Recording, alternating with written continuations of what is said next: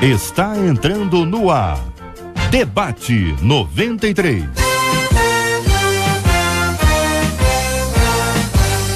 Realização 93 FM. Bem, gente, estamos começando mais uma edição do nosso Debate 93, hoje quinta-feira, um dia estranho, como diria Marcelo, um dia atípico. Pois é, quinta-feira, dia 20 de fevereiro, ano 2014, e vamos começando mais uma edição do nosso Debate 93. Não se assuste, J.R. Vargas hoje está descansando, quietinho em casa, até porque não tinha como ser diferente no trânsito desse, nem quem quisesse chegar aqui não ia conseguir chegar. Ele vendeu o helicóptero dele semana passada, então ele teria que vir de bicicleta e não vai dar para ele não. Pois é, a nossa equipe já está prontinha para te atender. Nossa querida Marcela Bastos, Luciana Vasconcelos, a Letícia Roseno, Fabiano Fernandes, Jair Cardoso, nosso índio, e ainda a toda a nossa equipe de jornalismo já prontinha também para dar as informações para você. Aliás, como vai ter informação hoje, hein? Nosso querido Juliano Medeiros, Lucas Cruz, Vanese Rodrigues e o apoio sempre luxuoso da nossa querida Kátia Regina, como hoje, na verdade, a Kátia, hoje é a Dalvítima. Hoje é Dalvítima, não, Dalvíssima quando tá atrasada no trânsito, aí vira Dalvítima. Hoje não, hoje ela tá tranquila, então é Dalvíssima. Pois muito bem, está no ar o Debate 93. Fale com o Debate 93. 2461-0093. E-mail debate@radio93.com.br. Facebook Rádio 93 FM. Site www.radio93.com.br. Muito bem, vamos direto às informações. Marcela Bastos, o que você está fazendo aí, minha cara Marcela? A voz do além. Pois não, é. Não é voz do além, não. É voz, além da notícia. Além da notícia. Além da coordenação do debate, Marcela também dá informações atualizadas. Fala aí, Marcela. Bom dia, Cid. Bom dia aos nossos ouvintes, aos nossos debatedores. Como você disse, provavelmente a JR deve estar fazendo aí a compra de um novo helicóptero para poder vir trabalhar amanhã. Isso em dias que não chove. A situação aqui no nosso estado do Rio de Janeiro está complicado, principalmente aqui na região norte, na região aqui mas já tá tudo sul, já, aqui na Leopoldina, na Zona Norte, Zona Sul, Zona Oeste, tá tudo assim. É complicado, hoje aí contando, como você disse, um caso atípico, afinal de contas. É uma situação atípica. Nós estamos com problema em todos os semáforos aqui dessas nossas regiões, o que ocasiona um caos no trânsito. Por causa disso, vamos chamar aí a reportagem do nosso querido Lucas Cruz, que esteve mais cedo nas ruas. Vamos lá, tá aqui, ó. Por conta dos problemas nos sinais de trânsito em várias regiões do Rio, muitas pessoas sofreram para chegar ao trabalho nessa manhã. A Dalgisa, de 55 anos, que mora em Vilar do Estela e São João de Meriti, contou que levou mais de 2h30 no trânsito, que normalmente fazem 1h30. Foi péssimo. Você pegou ônibus que horas? 6h50. São o quê? Agora são 9h35. 9h35. O que você tá achando do trânsito do Rio? Horrível. Tá péssimo. E você chega atrasada? Chego, né? Porque pelo horário que eu saí de casa, o horário que eu tô chegando, bem atrasada. Moradora de Bangu, Priscila, de 30 anos, diz que enfrentou um trânsito complicado na Avenida Brasil, desde Realengo até Leopoldina. Eu peguei o 369 lá em Bangu, né, no ponto final. Eu saí de lá umas 7h30 da manhã. Eu só cheguei aqui agora tem 20 minutos. Tudo isso por conta do trânsito que foi pego desde de Realengo até aqui na Leopoldina. Nildete, de Duque de Caxias, relatou que sempre chega atrasada no trabalho por conta do trânsito. Todo dia tenho chegado assim atrasado por causa do trânsito, né? Eu pego 9 horas, tenho chegado todo dia por volta de 9h30, às vezes até 10 horas, e hoje vou chegar muito mais. Priscila torce para que o trânsito na cidade melhore, mas ela acredita que a situação atual é de caos. Bom, eu espero que melhore, né? Mas por enquanto eu não tô vendo melhora nenhuma. Eu tô vendo que só tá atrapalhando toda a vida dos trabalhadores de uma forma extrema, né? É todo dia a mesma coisa, é o caos total, toda vez quando você vem, e depois mais tarde, quando a gente tá voltando também, a mesma coisa. Reportagem Lucas Cruz. Pois é, né, Cid? Como disse a Priscila aí, a gente já enfrenta um trânsito complicado todos os dias, e hoje ainda com esse caos aí nos semáforos, que segundo nós ouvimos aqui, o pessoal da Sete Rio tá buscando aí saber o que foi que aconteceu, porque ainda não há explicação. E como tá um caos, vamos com ele, Juliano Medeiros, que tá aqui na Francisco Bicalho. Juliano, cadê o Juliano Medeiros? Acho que ele caiu. Acho que o Juliano ficou no engarrafamento. Vamos tentar o contato com ele. Engarrafado. Vamos tentar, inclusive o sinal dele engarrafou aqui. Vamos tentar o contato com o Juliano. Mas enquanto isso, você sabe que desde cedo, desde vindo lá pela Democrática, hoje, a maioria dos sinais em que eu encontrei, ou estavam apagados, ou então estavam intermitentes. Sabe que o que pega, na verdade, não é nem a questão do sinal tá ruim. O sinal tá ruim, a gente já imagina. Mas também tem aquela questão do primeiro eu. Exatamente. Então, quer dizer, o sinal tá amarelo, então eu vou pegar a primeira chance e vou entrar na frente do primeiro que passar. Não há respeito, Não né? há muito respeito, não há muita educação e a coisa complica. Com educação, acho que se resolveria um pouco mais isso. Isso na questão dos carros, e para quem tá preso dentro do transporte coletivo, acaba acontecendo isso. Tem que sair mais cedo, chega no trabalho irritado e estressado. Juliano Medeiros. E nem todos os patrões entendem isso. Pois é. Juliano, você tá aí, meu filho? Agora sim, o Pedro, diretor executivo do Centro de Operações da Prefeitura do Rio, durante a entrevista agora há pouco à rádio, informou que o que acontece para esse caos hoje na cidade, além de todo o trânsito que a gente já sabe das 2 últimas semanas, por conta das modificações do mergulhão da Praça 15 e também do trânsito em mão dupla na Avenida Rio Branco, foi que a programação dos sinais em áreas das zonas norte, sul e do centro não se modificou no horário programado. E o que acontece é que esses sinais funcionam ainda no esquema da madrugada. Muitos estão com o sinal amarelo intermitente, outros na programação verde, mas com tempo maior para abrir e fechar. E como o próprio Cid falou, muitos motoristas acabam não tendo paciência e no primeiro momento resolvem sair daquela via que estava parada para furar a fila do outro que estava numa via principal, e aí não tem jeito, o nó no trânsito acaba aumentando, acaba piorando a situação. Aqui nesse momento, na Avenida Francisco Vigário, o panorama que nós temos é das pistas em direção ao centro, que tem um bom movimento nesse momento. A circulação para quem segue nas pistas centrais em direção à região central, bem tranquilo. Agora, quem vem pela pista lateral, que vai dar acesso à área do Maracanã e também acesso ao túnel Rebouças, perde tempo, situação ainda bastante complicada. Aqui na área da Leopoldina, os agentes de trânsito tentam orientar o trânsito, o tráfego,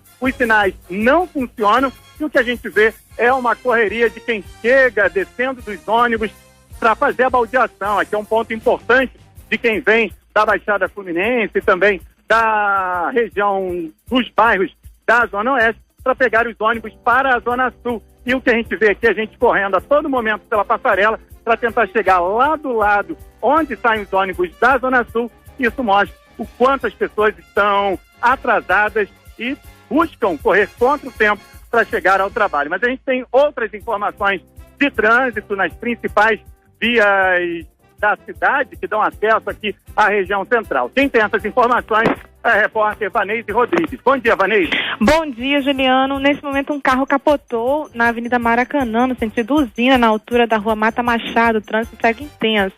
Tráfego intenso também na Avenida Marechal Floriano, no sentido central, na altura da Rua Bento Ribeiro. O congestionamento no Rio de Janeiro gerou reflexos na ponte Rio-Niterói e em todos os acessos à ponte, lá por Niterói. Neste momento, a ponte no sentido Rio está com tráfego muito lento e o tempo de travessia em média de 42 minutos.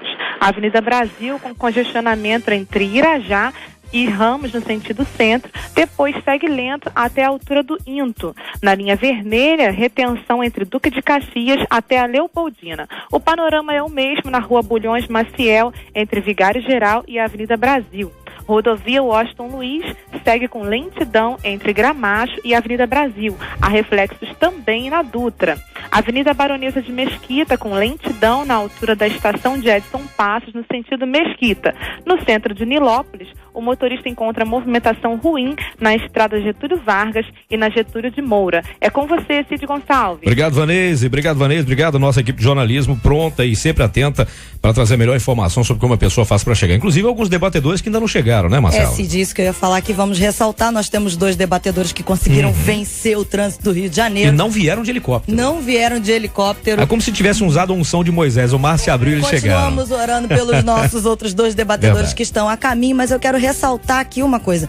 O Pedro, lá do Centro de Operações do Rio de Janeiro, ele falou uma coisa, para poder tirar essa coisa, suprir, né, na verdade, a falta do que o técnico, que é o semáforo, está aí em falta hoje, foi colocado gente, né, os agentes de trânsito na rua, material humano, digamos assim. Então, para você que está no trânsito, respeita. A gente sabe que às vezes é difícil, você vai olhar que o sinal tá aberto, tá verde, é verdade. Ou às vezes intermitente, e o agente de trânsito tá pedindo pra você parar. Exato. E aí você não vai entender, você vai ficar chateado, você tem hora, a gente compreende. Atrasado, não sei mas o quê. entenda uma coisa, o agente de trânsito tá ali pra poder tentar organizar o caos. Então, respeito nesse momento, amor ao próximo, que é o que a gente fala. Acompanha a 93 FM, aqui você vai ficar informado e o Debate 93 vai te entreter um pouquinho enquanto isso. A gente tenta. E você ouvindo aí a voz de Marcela Bastos, você sabe que a Marcela Bastos é aquela que fugiu, ela não foi na direção da luz, por isso está aqui com a gente hoje. Calma, Marcela, calma, não fica nervosa. Dito isto posto, estamos recebendo pessoas muito especiais que vão falar sobre esse assunto de hoje, um assunto muito interessante, que diz a respeito de ninguém na minha família tem um casamento feliz. Eles têm uma vida pesada, com dificuldade financeira, falta de sucesso profissional, não tem alegria no rosto de cada um. E eu morro de medo, gente, de que minha vida tome o mesmo rumo, apesar de servir a Deus. Eu digo isso porque algumas coisas já começaram a acontecer comigo. Aí eu pergunto, isso é uma maldição ou é um comportamento aprendido, consequentemente repetido?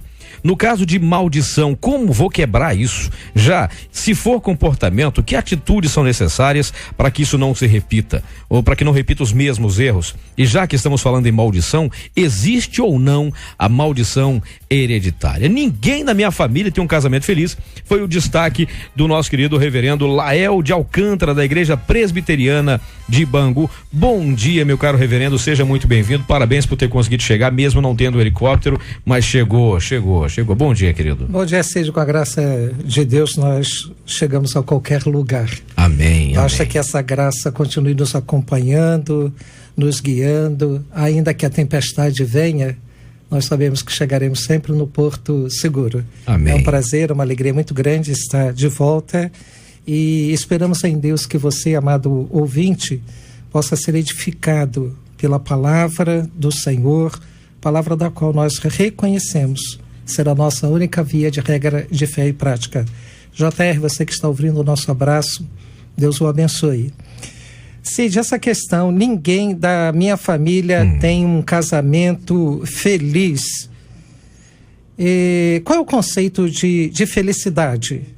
O que é uma família feliz?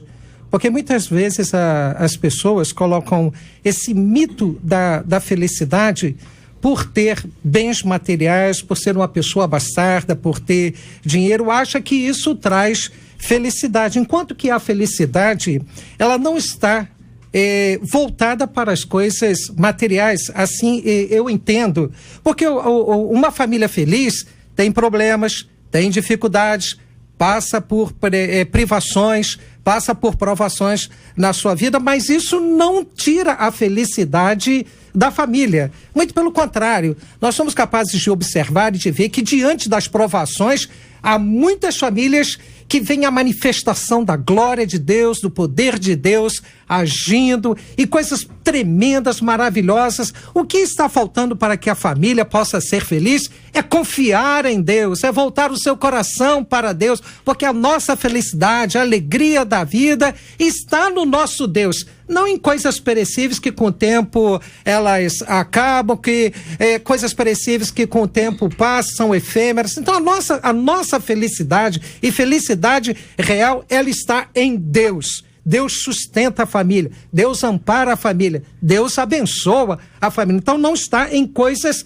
materiais, porque todas as famílias podem ser felizes e devem ser felizes. E família normal tem os seus problemas, tem as suas dificuldades, mas não são os problemas e as dificuldades que afundam a família. É essa falta de confiança nesse Deus que faz infinitamente mais.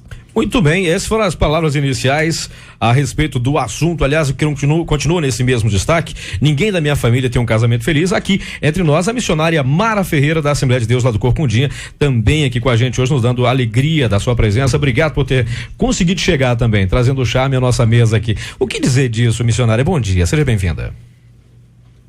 Bom dia, eu... Liguei o microfone errado. Ligou. Agora sim. Bom dia, eu quero, como diria JR, eu pensei até que ele era assembleiano, né? Ele falou com tanta veemência. O quê? Ô, Glória! Olha aí. Faltou o Glória no final. Não foi? Acabou de sair. É forte. Ele olha aí, olha aí. Olha, eu acho que é um olhar que a pessoa teve daquela família. Ela abrangeu, né? Ninguém é feliz. Talvez ela que esteja vendo que eles não são felizes.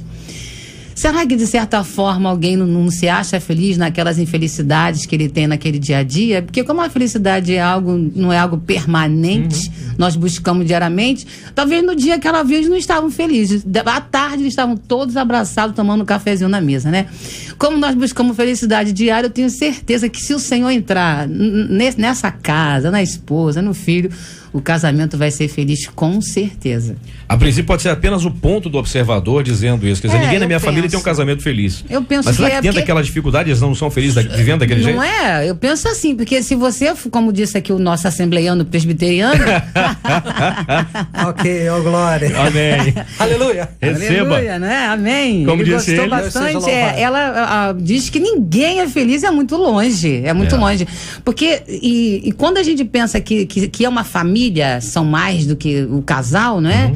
Pais e filhos. Você imagine, eu sou feliz, sozinho, né? O irmão é feliz sozinho e casou com alguém que vai ajudar nessa felicidade. Quando chega a criancinha, vamos combinar que vai dar uma mexida significativa nisso daí. Muda tudo.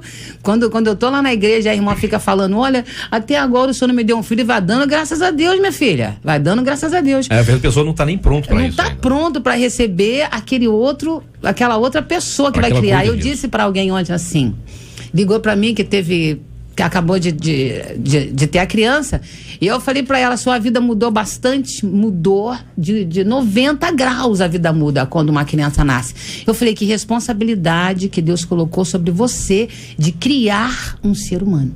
Como a Marcela falou, difícil, a Marcela acabou de falar, essa educação no trânsito é obtida em casa, não é? Nessa infelicidade de lar, de comportamento lá. Então, quando a criança obedece já desde pequeno, você já vai levando para esse fim, certamente ele vai falar, né? Olha, obedece a sinalização, né? Você sabe, um dia desse eu estava no trânsito, a minha Isabel tem 3 aninhos só.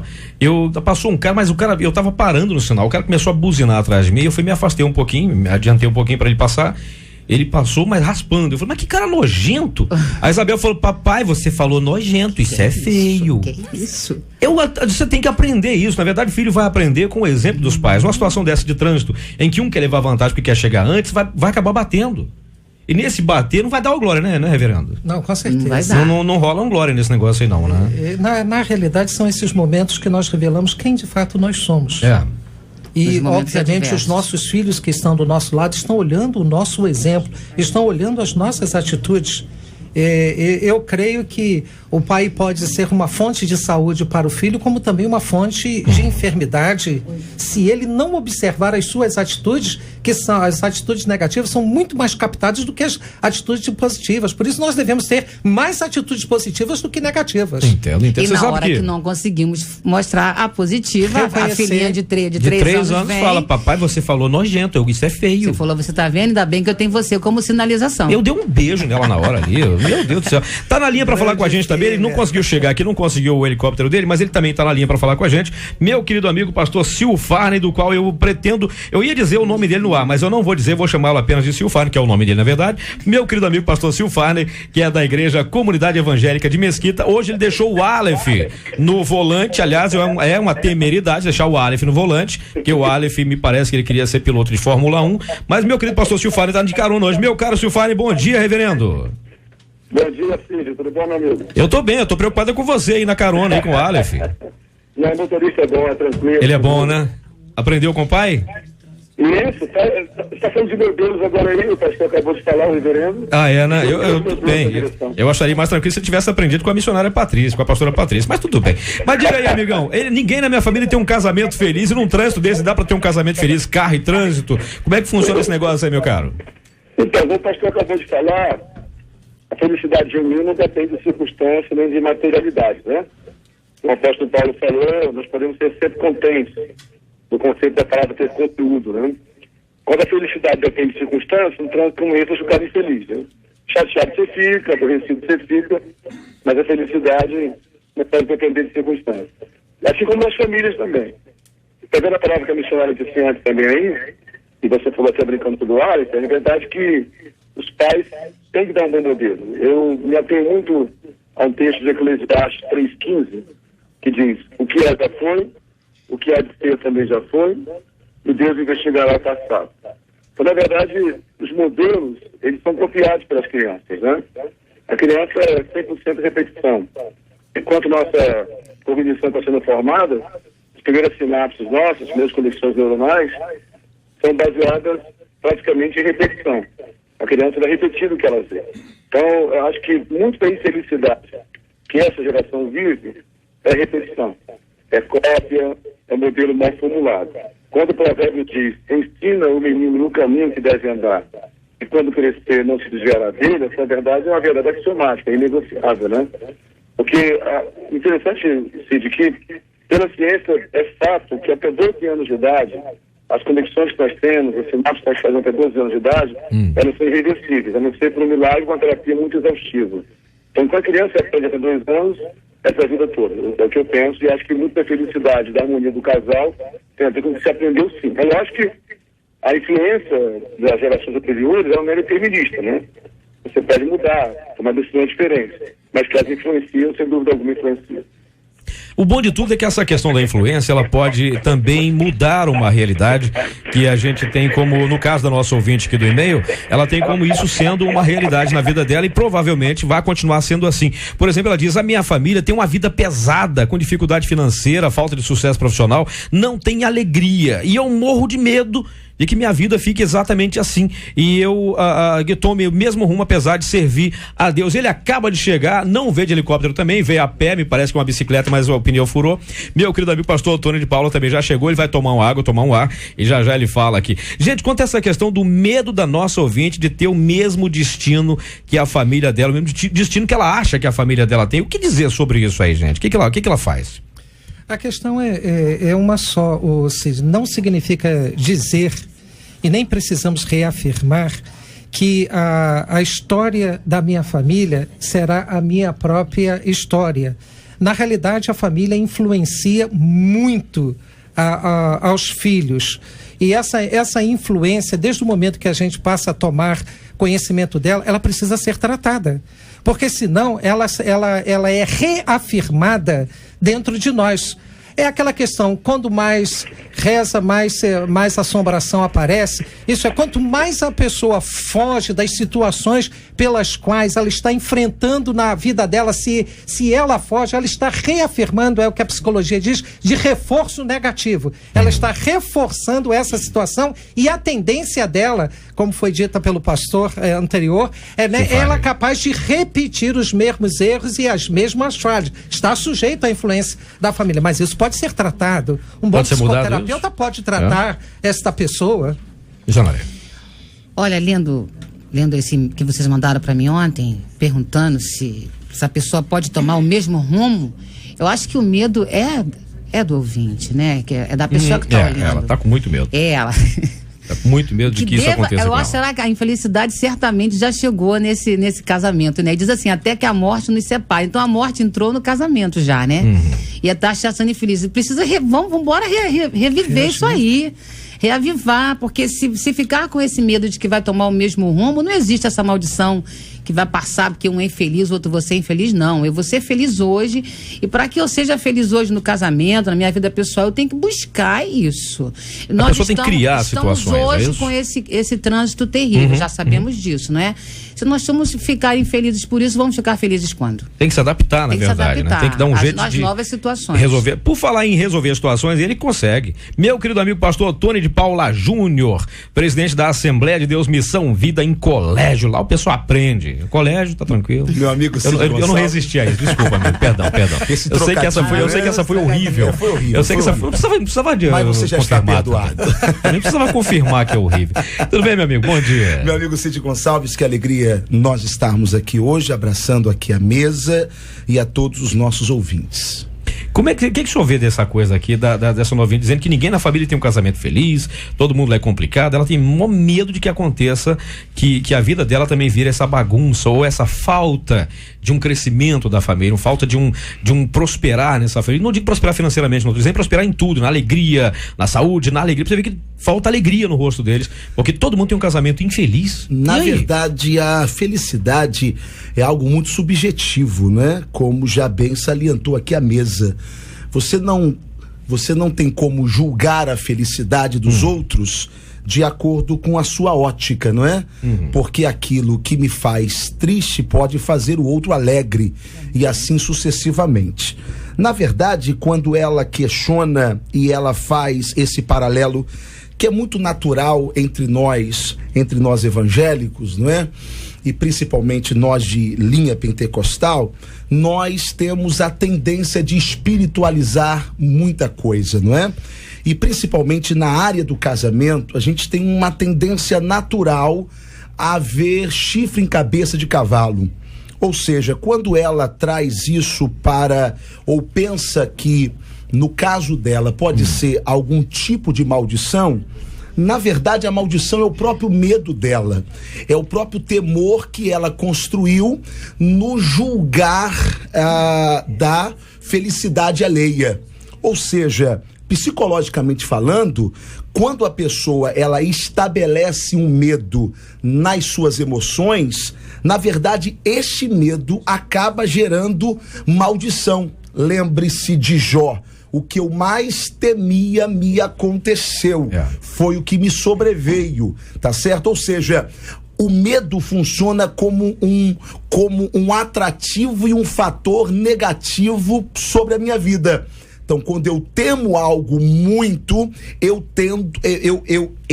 acabo me tornando um imã para que aquilo que eu temo venha ocorrer na minha vida, não como uma ação espiritual em si, mas como um temor que eu passo a ter. Então, na verdade, o que ela precisa compreender é que enquanto serva de Deus que ela é, enquanto alguém que conhece o Senhor Jesus, ela precisa acreditar que sobre a vida dela não há maldição, sobre a vida dela está a bênção do Senhor Jesus. Amém. O pastor Silfarne também tá na rua agora, tá no trânsito agora. Meu querido pastor Silfarne, você sabe que um dia desse me perguntaram pra mim, você sabe o que significa o medo? Eu falei, bom, medo é falta da coragem. Ele, não, medo na verdade é fé na derrota. Você acha que se essa moça continuar acreditando que o medo dela vai fazer com que ela tenha o mesmo comportamento, você sabe que acaba virando um caminho que leva ela exatamente ao mesmo fim que a família dela tá tendo, quer dizer, essa coisa de um casamento infeliz, sem nada pra se agarrar, pra se orgulhar, minha família conseguiu isso.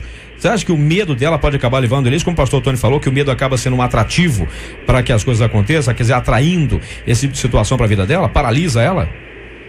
Concordo com o que meu amigo Tony acabou de falar, eu já abraço dele, quero logo dar um abraço para ele também, saudade dele, tempo que eu não vejo. O medo é realmente um atrativo, sim, né? E em contrapartida, o reverendo anteriormente falou uma coisa bem interessante, que a pessoa fugir também, evitando até que isso tenha acontecido, é o equívoco, o equilíbrio que é a saúde.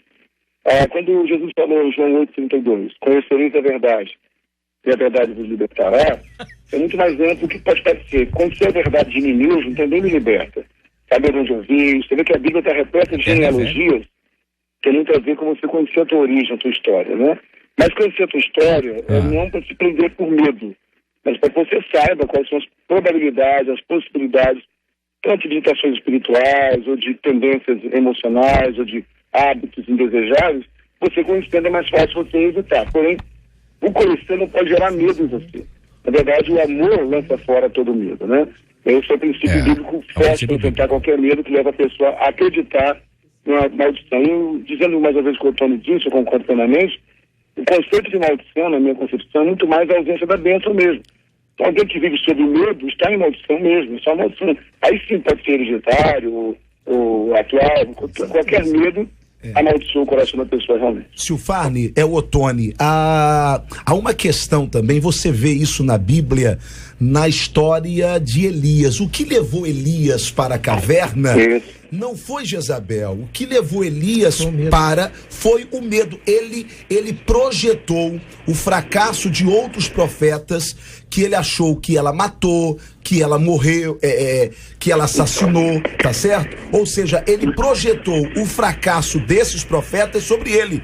Ou seja, o medo tem poder de levar qualquer casamento para a caverna, qualquer relacionamento para a caverna. Ela precisa vencer o medo de entender que o fracasso, segundo o julgamento dela, dos casamentos da família dela, se refletirá por consequência no seu próprio casamento. Você sabe, a missionária a Mara Ferreira, o seu destaque é: isso é maldição ou um comportamento aprendido e repetido? Porque exatamente a questão que estamos falando sobre a questão dessa maldição, esse é o seu destaque. E aí? Porque o medo que ela está tendo do que ela está vendo, né? Do olhar dela sobre os outros casamentos, é claro, né? Talvez ela está achando que está extremamente infeliz porque ela acha que casamento deve ser dessa forma. E nós que eu sou casada só há pouco tempo, 27 anos, a gente sabe que para se manter um casamento de pé, você tem que querer estar casado, e se é no Senhor é voto até que a morte nos separe, né? Então ela deve ter vendo a morte entrar, a infelicidade entrar, e ela está vendo desse jeito. Mas se você tomar uma posição de que quer ficar naquele casamento, vai fazer dele feliz. Vai procurar felicidade em algumas infelicidades que ela está vendo, vai tirar ouro do lixo, né? Vai pegar limão, vai fazer limonada. Se é uma mulher assembleana criada ali no Corcundinha, vai saber lidar com esse casamento, certamente. Já tá chamando pra lá. É o que eu ia dizer, já chamou pra lá, já chamou pra... Com certeza vai É só de recomendação. É bem verdade que medo todos nós sentimos. Temos, diante das situações que nós atravessamos, somos capazes de sentir medo. Mas eu creio que ele é importante, né? Ele é importante, porque o medo protege, né? Isso. Medo livra, o medo abençoa também, porque nos faz mais dependentes do nosso Deus. Então, essa questão do sentir medo, eu creio que a nossa essa irmã ou irmão que escreveu aqui para a rádio precisa colocar esse medo diante de Deus. Senhor, eu sinto medo. Eu não quero viver essa situação. Colocar a fragilidade do seu coração, colocar a fragilidade, porque o poder de Deus se aperfeiçoa é na fraqueza, e não é quando eu acho que eu sou forte para lidar com as situações da vida. E tem mais também, na verdade, casamento é uma relação a ser construída diariamente. Nem Deus, nem Satanás, nem anjos e nem demônios terão poder de construir essa relação no meu lugar. O nosso problema é que nós queremos transferir para o lado espiritual aquilo que é basicamente humano. Na verdade, Deus não me casou com minha esposa. Na verdade, você não se casou porque Deus casou os dois. Nós até entendemos isso dentro de um lado até poético da igreja, não é? Deus uniu ali os dois. Pessoalmente, eu não creio que Deus uniu ali os dois. Eu creio que houve uma identidade de propósito entre os dois, e a partir daí os dois entenderam e passaram pelo crivo da palavra de Deus e foram até o Senhor, e o Senhor os abençoou. Isso não significa que Deus, na sua soberania, não possa criar estradas, caminhos para esse processo acontecer. Eu tenho um filho e eu gostei de uma menina e acho, como pai, que aquela menina pode ser bênção para ele. Eu construo alguma estrada, eu chamo meu filho e digo: olha só, você observou aquela menina, mas a decisão final é dele. Ou seja, quem constrói o casamento sou eu. Você pode sugerir. Eu posso sugerir, mas eu não posso incliná-lo àquilo, tá certo? O único casamento, meus irmãos, que Deus se meteu, ele se meteu só uma vez para não se meter nunca mais, que foi o de Adão e Eva. Ele não se meteu mais, né? Não, nunca mais. Para mim, ali foi, e a primeira vez que ele uniu, alguém disse para ele: a culpa então é sua, porque foi a mulher que o Senhor me deu. Então, isso traumatiza, né? A partir desse momento, cada um em Deus, pelo crivo da palavra, faça as suas escolhas mediante não a espiritualidade em si, ou fulano é um vaso, fulano, olha, cuidado com isso, faça de acordo com unidade de propósitos. Os mesmos propósitos que eu tenho são os propósitos que ela tem e que desembocam em Deus. Aí sim, porque você não vai casar com espírito, você não vai casar com uma mulher espiritual, porque no dia a dia da sua vida, a espiritualidade dela vai ser muito importante, mas a humanidade dela vai ser vital para que esse relacionamento seja mantido. Especialmente nos dias da TPM, né, amigo? Você tem que perceber que ela é humana. Isso. Agora, precisa se observar que Deus não deve ser excluído das escolhas que nós fazemos. Nunca, jamais. Nós podemos pedir a Deus. Isso. Porque a mulher certa vem do Senhor. Como a riqueza vem dos pais, a mulher certa vem do Senhor, ou o marido certo vem do Senhor. Porque muitas vezes as minhas escolhas podem estar equivocadas e erradas. E a minha própria falta de maturidade pode fazer com que eu faça escolhas equivocadas e erradas. Se eu também não sou capaz de ouvir o meu pai, de ouvir a minha mãe a respeito daquela pessoa com quem eu pretendo começar um relacionamento e pretendo aprofundar esse relacionamento no noivado e posteriormente casar, eu posso errar e dar com os burros na água por causa de uma decisão equivocada que eu fiz. Obviamente o meu pai tem experiência, obviamente a minha mãe tem experiência para falar a respeito disso. Obviamente a decisão é minha. Mas nesse caso, se a decisão foi errada, isso cabe jogar na conta da maldição? Claro que não. Não. Sabe por que eu tô perguntando? Porque é o seguinte, tem um ouvinte lá da Vila Maria Helena que diz o seguinte, ó, nós somos 6 irmãos e todos tivemos problemas no casamento, 4 já se divorciaram, e como a minha família recebeu uma palavra de maldição, eu fico me perguntando, existe mesmo essa questão de maldição familiar? Como fazer para se livrar dela? Vejam bem o que destaque me chamou dessa relato aqui. A minha família recebeu uma palavra de maldição. Eu receber uma palavra de maldição é comum. Alguém chega assim, tomara que você se ferre. Se eu assumir essa palavra, isso muda alguma coisa na minha vida? Ou se eu não der papo, não tá nem aí? Olha, eu conversei isso ontem e eu achei interessante que o versículo diz assim, ó, mesmo que você permaneça infiel, eu vou permanecer desfiel. Pronto. Então, eu tenho uma bendição do Senhor que diz que ele vai ser fiel a mim, mesmo eu errando, não é mesmo? Com certeza. E o pastor aqui está 2 pastores pregando do meu lado, eu tenho que ser menos. Senão serão 3 púlpitos aqui, né? O quê? Amém. Eu tô tentando ser menos púlpito aqui, que tem 2 pastores do lado aqui de púlpitos. Eles estão no púlpito os dois, né? O quê? Mas fica com o assembleano e deixa o presbiteriano de lado. Ih, caramba, olha aí. Aí tá criando sectarismo. Olha o sectarismo na face da terra. E a maldição, não vai existir nunca maldição naquilo que Deus abençoou. E o pastor aqui estava falando de quando Deus escolhe, quando Deus une, quando Deus abençoa. Aí o Otônio estava aqui citando muito bem que é no caminho, é na direção, mas no dia a dia quem vai construir esse casamento são os dois. É os dois. Sim. Os dois. É como você falou, as mulheres têm dias que não estão com a serotonina baixa. Então é justamente nesse dia a dia que se conhece o casal que Deus não sai, né? Eles deixam de ladinho e começam os dois ali a se degradar. É como eu falei, alguém está vendo a infelicidade naquele dia, não é mesmo? Agora, a maldição vai existir quando um não quer mais, o outro não quer mais atender essas necessidades diárias, não é mesmo? Porque casamento é comprometimento, é compromisso diário, com certeza. E quando não foi Deus que escolheu? Na verdade... Aí que fica, a maldição vai entrar ou não vai entrar? Se não for Deus que escolheu, se Deus escolheu... Mas aí é maldição ou uma escolha errada? Escolha errada, com certeza. Aí eu entendo que isso também é muito subjetivo. O que é Deus escolher? Não é? Por quê? Porque quando eu digo Deus escolheu fulana para ser minha esposa... Eu tenho que tomar cuidado para eu não estar transferindo a ele a construção desse relacionamento. Que Adão fez. Por quê? Gente, Deus é espírito, ok? Deus é espírito. Portanto, sobre quais bases estão esse critério dessa escolha de Deus? Se ela tem uma relação sexual assim ou assada comigo, se ela me beija assim ou se ela me beija assado, queridão, Deus não está preocupado com isso não. O critério da escolha de Deus é o critério do seu caráter, ele é espírito. Portanto, se Deus preparar alguma pessoa para mim, ele vai preparar dentro dos seus critérios. Agora, eu é que vou construir esse relacionamento.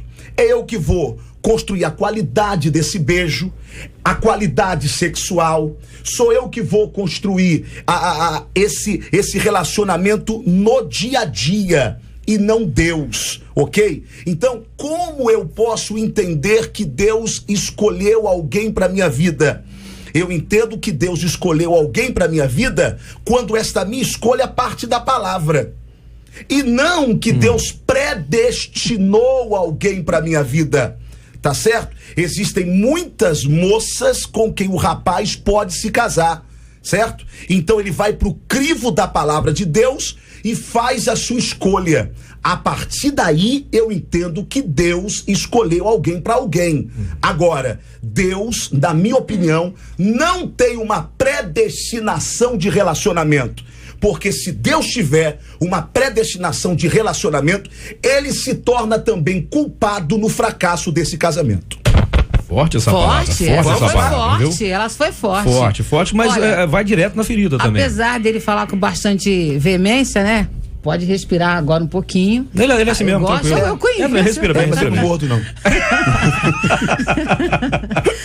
Acho bom isso. Bota o churrasco perto dele. Eu fico olhando. Bota o churrasco perto dele. Eu fico olhando, olha, tarefa fácil não é. Nunca é. Manter nada feliz, né? Relação marido-mulher, relação pais e filhos, nunca, tarefa fácil não é. Mas impossível também não é. Eu como feminista, me disse outra vez, o outro debatedor estava ao meu lado, não sou, né? Eu defendo as causas das mulheres, é diferente de ser feminista, né? Há de se convir. Quem constrói o casamento, me desculpe aqui o meu veemente, são as mulheres. São as mulheres.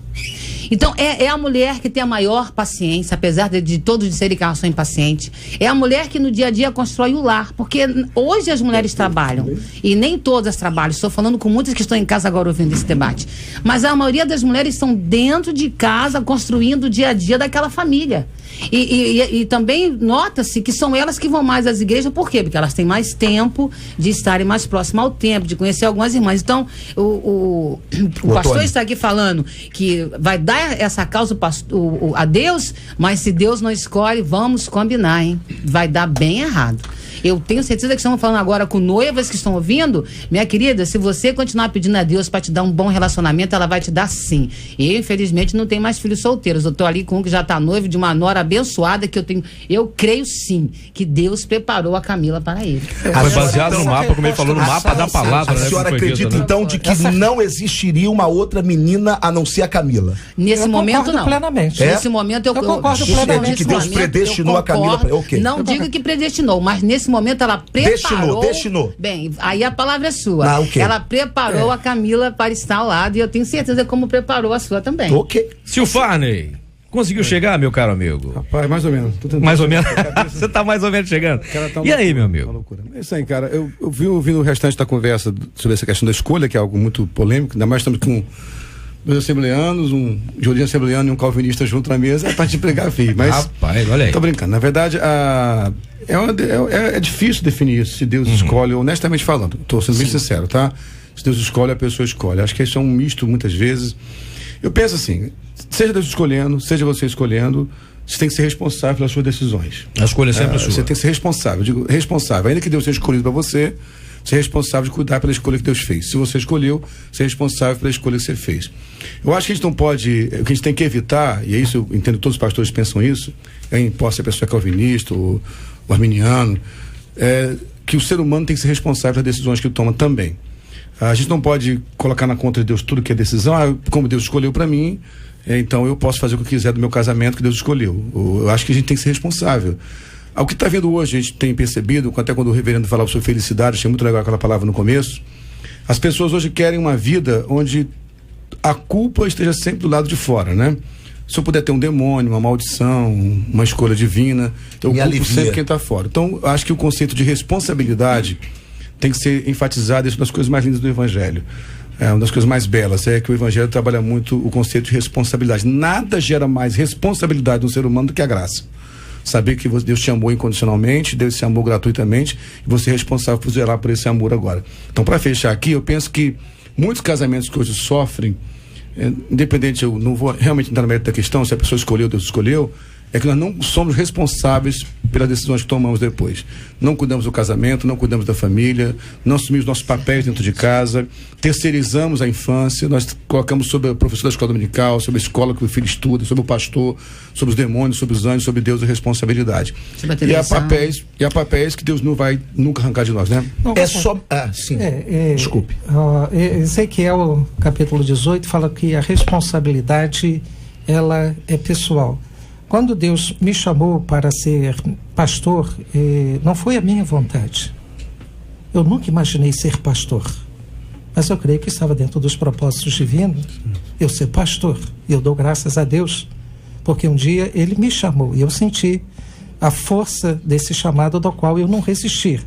Então eu creio que agora, na construção da minha vida ministerial, eu faço essa construção baseada na palavra, não na minha vontade, não nos meus pensamentos, não na minha maneira de entender, mas na maneira pela qual Deus se revela através da sua palavra. E eu creio que quando realmente nós nos casamos, nós passamos a ter como base a palavra de Deus, que é rocha para manter a nossa própria vida conjugal. Então, se Deus escolheu para eu conviver com Ângela já há 27 anos, então cumpre a mim zelar por esse casamento, sendo fiel a ela, sendo comprometido com ela, cuidando dela, amando ela em todos os momentos e em todas as circunstâncias da vida. Eu não vou ser a pessoa que, Deus, fez isso na sua vida, agora isso é problema teu, te vira. Não, eu não creio nisso. Eu acho que a gente está tendo uma ideia central, ou seja, todos nós temos responsabilidade na construção do casamento e do relacionamento, tá certo? A minha opinião apenas sobre a escolha de Deus, que eu não acredito que Deus tenha predestinado alguém para alguém, tá certo? Que Deus tenha feito uma escolha prévia. E significa que se eu não entrar naquele caminho, ou se eu não ficar com aquela pessoa que Deus escolheu para mim, eu vou ter terríveis problemas.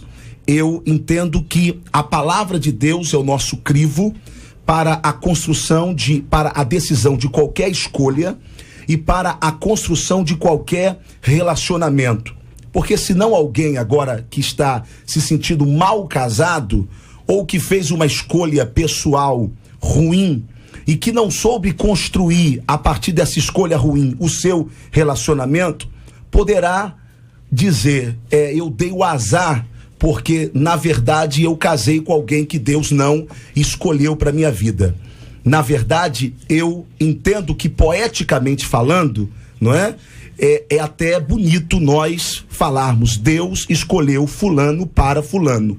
Agora, dentro de uma realidade prática do casamento, eu entendo que se Deus precisasse fazer escolhas para mim o tempo todo, a palavra de Deus, ela não me serviria como regra para que eu faça essas escolhas em Deus. E o que é fazer uma escolha em Deus? É fazer uma escolha de acordo com a orientação do Pai.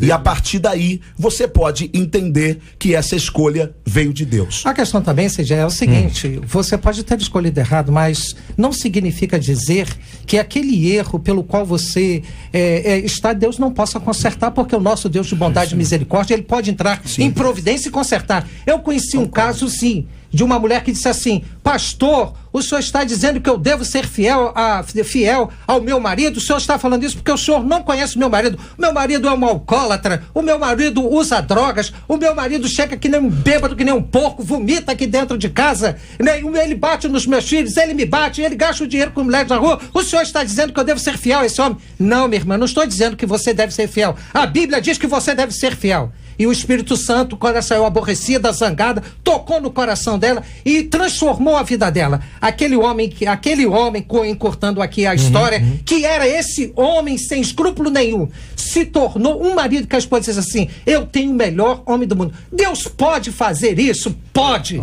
Nós cremos que é um Deus de poder e de autoridade para transformar os nossos erros em acertos. Também pode, porque a sua misericórdia dura para sempre. Somente um detalhe: Deus pode, mas não sabemos se ele vai fazer. Basta crer. Não. Se tu creres, tu verás a glória de Deus manifestando o seu poder. Aí não, então reverendo. é a fé da derrota. Não é a fé da derrota. Não, mas crer é suficiente. Você está Deus crendo respeita então? livre-arbítrio. Bom, segundo você, Deus respeita. Eu não entendo assim. O Senhor respeita, então. Eu sei que você é arminiano. Deus pega. Obviamente a sua palavra é uma palavra arminiana. Claro, ou seja, tá. Então ele partiu do princípio de que aquele marido... Não. É que ele partiu do princípio, e aí eu não falo mais nada, de que aquele marido porco, bêbado, era predestinado. Então, se ele era o quê? Agora, tem muitos maridos que não são predestinados. E aí, como é que fica? Só isso. Não era predestinado. Só isso. Não creio. Gente, olha, já seria um outro debate. Infelizmente, a gente não vai ter tempo de fazer esse outro debate a respeito do assunto, porque, na verdade, só faltam 8 minutos. E tem um ouvinte que diz o seguinte, na verdade, gente, não seria o caso, Cid, dessa ouvinte que escreveu o e-mail, aprender com os erros dos parentes e buscar fazer diferente no seu casamento? É uma questão de atitude, deixa diz o nosso falar, ouvinte. Né? Eu posso falar? Os meninos estão por favor discordando bastante. Você parece isso aqui é o debate. Você vai mordendo pelas beiradas. Esse aqui é o debate aí, só na verdade. Na verdade, o caso do debate tem um... Eu amo o pastor. O debate é bom por isso, são discordâncias das ideias apenas. Olha, é sinal que essa ouvinte está querendo resolver o seu problema, e com esse debate aqui ela vai conseguir bastante coisa, eu tenho certeza disso. E se ela não quer cometer os mesmos erros, ela tem que saber o erro do seu casamento, não o que ela está vendo, porque os erros que ela deve estar vendo, ela está vendo alguns erros lá, né? Então, minha linda, olha pro seu casamento, olha pra sua vida lá, começa a melhorar esse relacionamento dia a dia, que eu tenho certeza que, se Deus escolheu ou não esse seu marido, você vai fazer dele uma bênção em nome de Jesus. Ou não, né? Eu só queria ampliar o que a missionária disse, que eu entendo, tem que olhar o casamento atual, mas é importante aprender sim com a história da familiar, né? É importante observar o que foi ensinado, o que se aprendeu, aquilo que eu estava falando quando estava no carro, no telefone. Há uma influência assim no aprendizado, no modelo que você viu, né? Por isso que o modelo bíblico de Gênesis 2:24 é: deixará o homem seu pai e sua mãe, se unirá a sua mulher e serão ambos uma só carne. O deixar é muito forte. A palavra deixar no nosso dicionário é muito amplo, né? Fala de desabituar-se, abandonar. Então, muitos de nós, o que eu vivo hoje, a gente está no Ministério Pastoral com vocês também, convivendo com aconselhamento.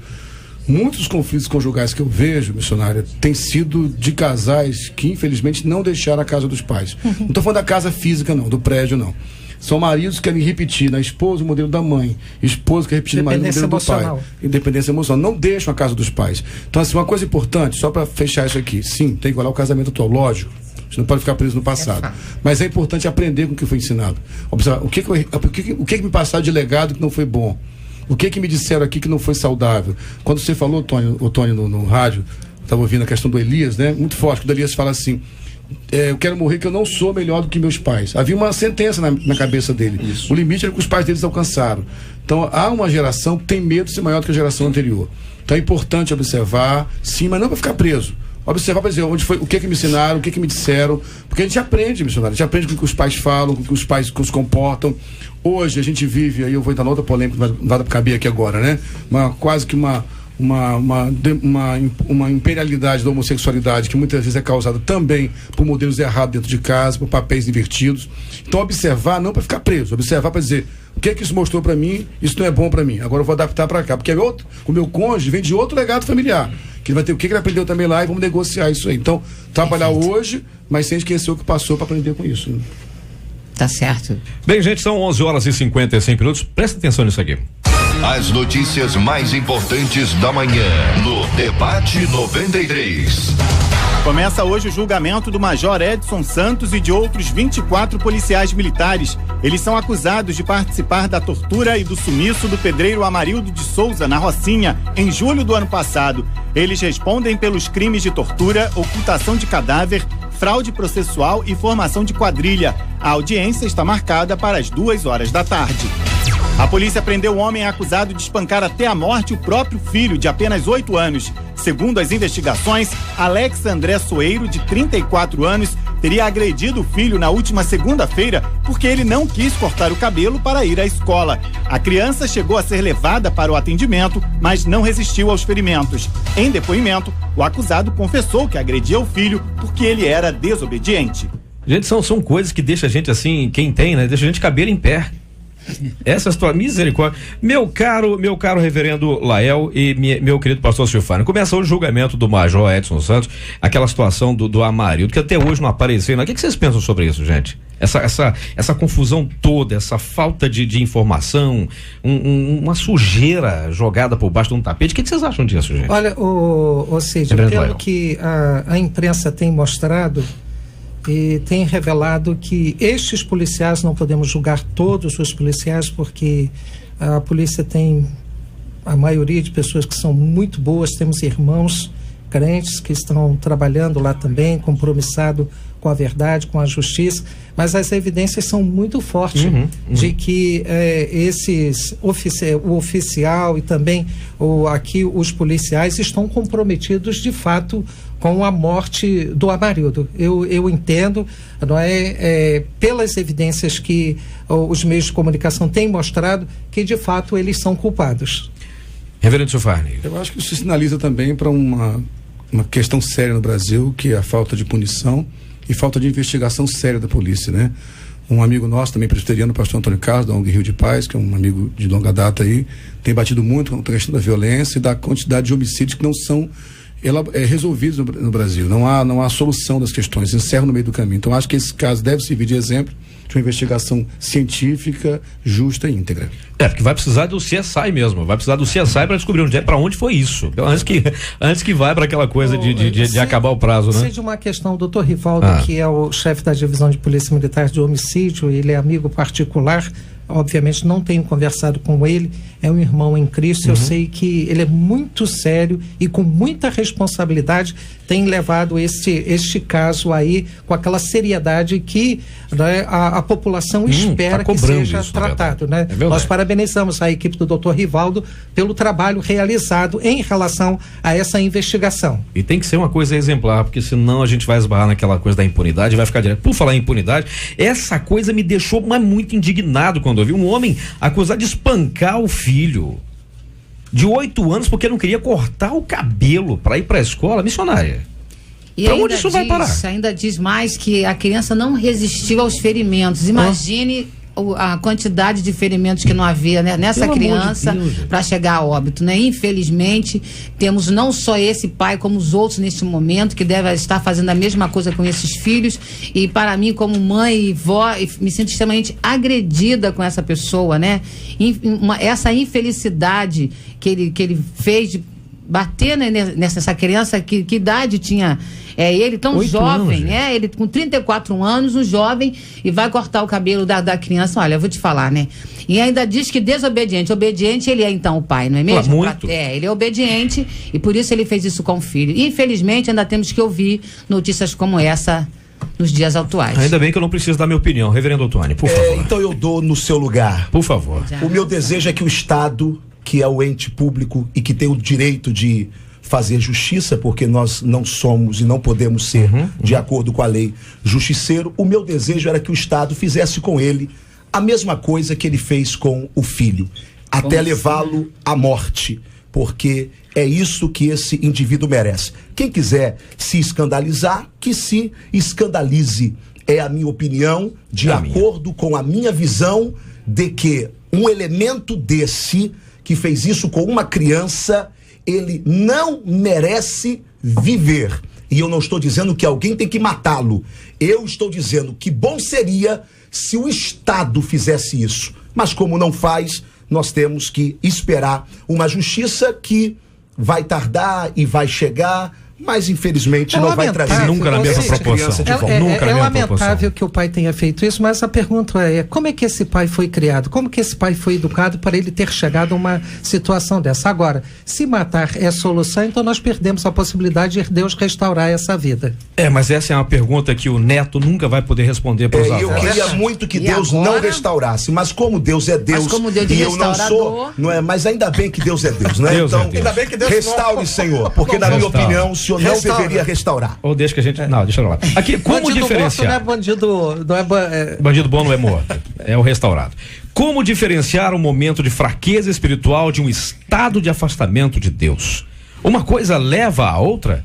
Eu pergunto isso porque eu tenho convivido com pessoas com atitudes completamente fora da vontade de Deus e elas justificam dizendo que estão no momento de caverna, de fraqueza espiritual. Aí elas xingam, se envolvem em experiências sexuais ilícitas, entre outras coisas. E aí já viu, né? A imaginação vai longe. E a desculpa é que estão fracos na fé.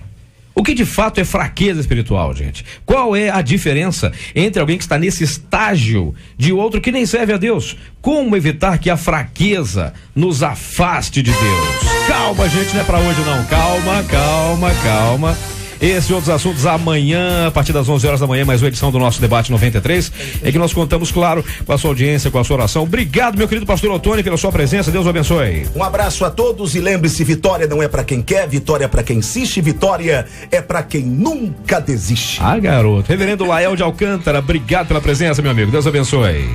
Deus abençoe aos amados ouvintes. Esperamos em Deus que você tenha sido enriquecido neste momento. Quero mandar o meu abraço aqui para o núcleo de voluntários espirituais do INCA. Deus abençoe o trabalho que vocês têm realizado. Minha querida missionária Mara Ferreira, da Assembleia de Deus do Couro Cundinha, trazendo charme à mesa. Bom dia, benção, obrigado pela presença, seja sempre bem-vinda. Obrigado aos debatedores, muito bom estar convosco, e já que o tempo mostra quem somos, o tempo certamente vai mostrar se o casamento será feliz ou não. Amém. Meu querido Silfarney, meu querido pastor Silfarney, da comunidade evangélica de Mesquita, bom dia, meu amigo, obrigado pela sua presença, que Deus abençoe e volte sempre. Claro, a tua casa. Obrigado, Cid, um abraço aos debatedores, aos ouvintes, um beijo especial à minha princesa Patrícia, que está me ouvindo lá em casa agora. Nossa. Ao Aleph, meu motorista hoje, ao pastor Márcio, que veio comigo, meu parceiro da comunidade evangélica de Rocha Sobrinho, e a todos os que servem a Deus da comunidade evangélica de Mesquita, um beijão especial do seu pastor. É isso, gente, estamos encerrando assim o nosso Debate 93, já está por aqui a nossa gigantesca 2,90 metros de talento, mais 1,45 m de altura, nossa querida Rosane Félix, que já começa com você, o pediu, tocou. Eu queria pedir, por favor, ao meu querido pastor Silfarney, nos leve a Deus de oração, a gente encerra assim o debate, amanhã a gente volta, se Deus quiser. Obrigado, Senhor, pela oportunidade de estarmos aqui reunidos, obrigado pelos assuntos que foram tratados, e quero orar inicialmente para a mulher que mandou o e-mail, que o Senhor tenha misericórdia, que o Senhor possa atuar nessa família, nesse casamento, mas para todos que nos ouvem, que sentem um peso de um legado familiar não abençoado, que se sentem amaldiçoados, que as bênçãos provenientes da cruz do Calvário os alcance e pelos méritos da cruz possamos ter vidas restauradas.